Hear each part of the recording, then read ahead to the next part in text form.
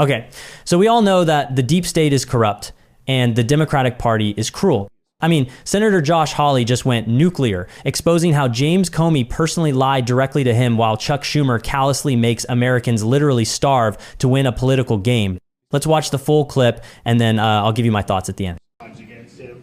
What's your take on that? This guy was asking about that. Yeah, here's my view. I mean, I think what the president wants, deserves, and needs in the whole country is accountability. And I just think we need a special prosecutor to look into every aspect of DOJ weaponization. And people like James Comey and people like, frankly, Merrick Garland, who signed off on the raid on Mar-a-Lago, these people need to be put under oath. We need to have hearings here in Congress, but where there's been laws broken, they need to be prosecuted. I think that would do more for accountability.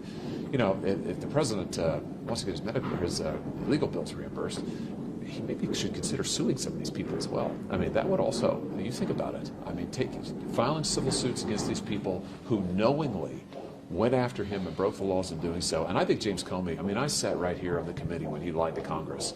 I was one of the senators asking him directly if he'd leaked classified info, if he'd ever talked to the press. He told me straight up, no, he never had. It's a lie. We know it's a lie. So these people have got to be held accountable, is my view. And I think investigations and prosecutions are the best way to do it. Yeah, go ahead. Tillis was saying if this has never been done before, a president taking this type of payment, it shouldn't happen.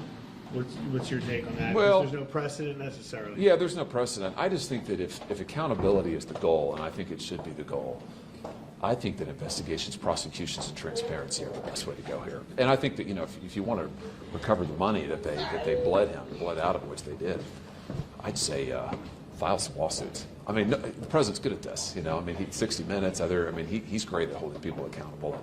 Courthouse doors are open. So that'd be my thought. Thank you, Senator. Yeah, good to see you. Yeah, good to see you. Can I ask about health care? Because you've made raised a lot of concerns about the impacts on your constituents and all these issues. Now that the subsidies are, we're getting into open enrollment period and the like, how concerned are you about these subsidies expiring, and what do you think that should do? Very. Yeah, very. I mean, in Missouri, we've got almost 500,000 folks in mono buy insurance on the exchange, and I've seen the analysis. I mean, if we don't do anything, their premiums are going to almost double.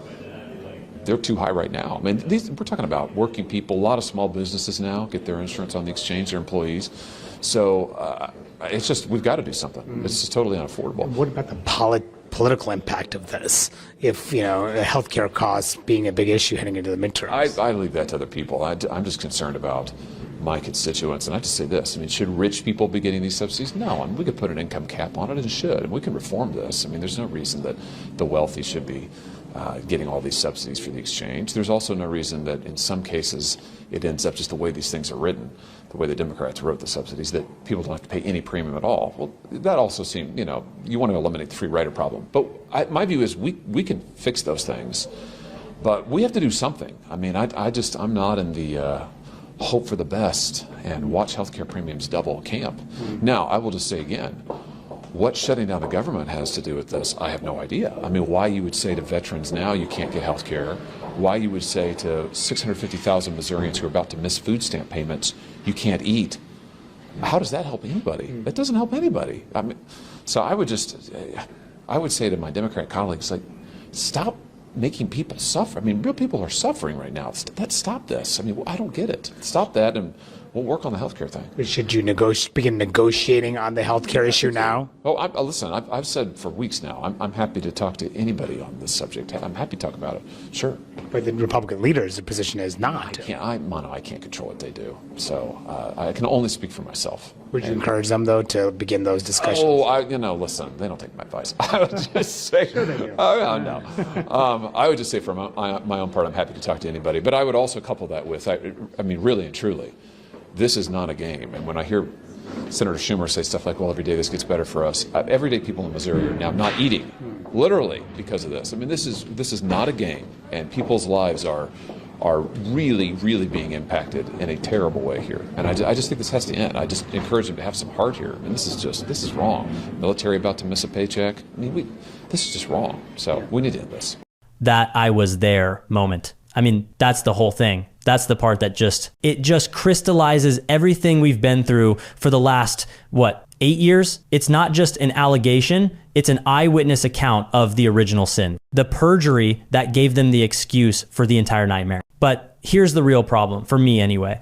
It's not just Comey. He's a symptom. He's the face of the disease, you know? He's one guy. But he represents this class of unelected, unaccountable people in DC who genuinely believed they were the government. Comey, Strzok, Brennan, Clapper, that whole generation of the swamp. They thought they got to decide, not you. And the lie was just the tool. I mean, think about it. IG report proved he violated policy and leaked to the press to get his special counsel. The Durham report, after 4 or 5 years, it proved there was no evidence to even start the investigation. And what happened? What really happened to any of them? Nothing. Book deals, CNN contributor gigs. That's the real story. It's the most perfect, in-your-face example of the two-tier justice system that the American people just threw out. They can lie under oath. They can literally fabricate evidence. They can spy on a presidential campaign. They can